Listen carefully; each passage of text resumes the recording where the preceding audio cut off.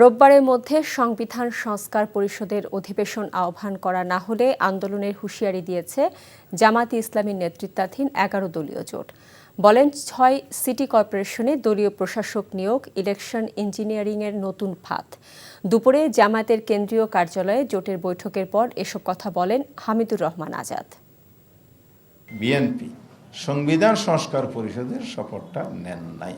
জুলাই সনদ বাস্তবায়নের জন্য যদি দ্রুত ব্যবস্থা না নেওয়া হয়, অর্থাৎ আগামীকালের মধ্যে যদি অধিবেশন ডাকার জন্য উদ্যোগ গ্রহণ না করা হয়, জনগণকে সাথে নিয়ে জনগণের সম্মান মর্যাদা আকাঙ্ক্ষা সমুন্নত রাখার জন্যেই আমরা রাজপথের আন্দোলনে যেতে বাধ্য হব।